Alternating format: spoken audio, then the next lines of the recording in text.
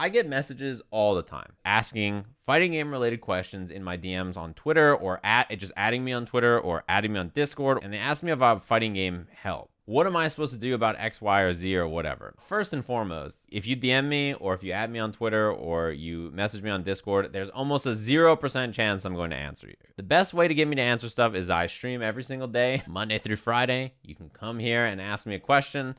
Your chances of me answering it are much higher. But second of all, one thing about the questions I receive is they come to me expecting to find every answer for every game. Like, I'll have people come into my chat or message me and they'll be like, hey, I'm thinking about learning Soul Calibur. What should I be looking for? And I'm like, I have no clue. I know nothing about the game to offer you solutions or help or anything like that, right? And even if I did know how to play Soul Calibur, that is such a broad question that's hard to answer. It's not even just people asking questions that are outside of my expertise, right? Like games that I don't play or whatever. It's asking questions that I've done videos about in the past where I'm like, hey, you can check out this video and it'll be a good answer. Or somebody asked me some question about Tekken or some other game, and I'm like, oh, this person has great content for you to go check out. Or this person's streaming right now, go look. And they're like, yeah, but what do you think?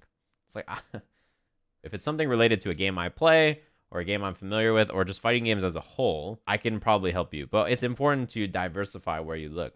I talked about this when I was learning from a plateau, right? And I said that I watched Soul players who are really solid. I watched Soul players who are really wild. I watch Soul players who are super nerdy. Maybe they're not even really good players, but they're just like super technical. And I would say that you guys should do the same thing. And this is anything in life, not just fighting games. When you're learning anything, don't get all of your information or ideas from one place. Let's say that you're a big Street Fighter fan and you play Akuma. Don't watch Tokido footage all day. What if how he answers situations is not how you would answer situations? What if he's actually not as good in the matchup as the second or third or fourth or fifth or 20th or 900th best Akuma player? You should shop around. There's certainly an Akuma player who has better tech. There's probably an Akuma player that is like really wild or just plays in a weird way that might change how you think about the character. There's probably some that are super solid. There's probably some that are just like super aggressive, right? I think that people get too stuck in this finding one way to do something or one style to do something or one idea. What do you think I'm doing to learn Skullgirls?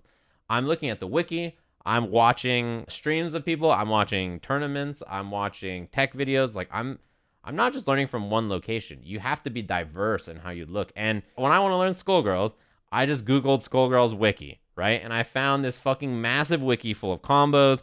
Every single normal in the game's mapped out. Every single bit of frame data is in there. Strategies in there. Match footage is in there. I looked up Skullgirls tournaments. I found Frosty Faustings a month ago. Then I was like, I'm going to look up the streams or more matches of all the players I saw in top 8. Super easy place to start. So I was watching all the streams of all these people for the characters that I wanted to watch. And that led to me having a big revelation in how I'm supposed to pressure in that game because I was watching the Kill Sage's stream.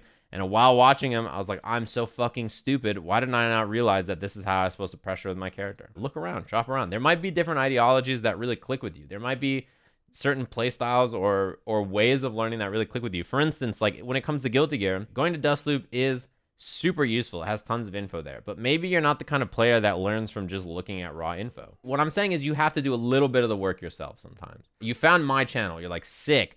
Sajam will have every answer ever. It's not how it works. You have to do a little bit of the groundwork yourself. And even so, even if I do have the answer for you, you should go try to find answers in other places too. My biggest advice is find people who play in different ways. There's 2 players that will be the most important when you're learning a new game. The player that plays your character in the same playstyle as you, and the player that plays your character in the opposite playstyle of you. The ideas from both will be so important. The player who has the opposite playstyle of you will do things that you never would have thought to do. And that'll give you ideas and ways to think about the game that you're just like, oh, I see, right? Then the person that has the same playstyle as you should watch because the way that they think will be like yours, except if they're an experienced player or a top-level player, they'll be making decisions that you quite haven't made it to yet or that you can copy and implement into your game plan. Playstyle, bad.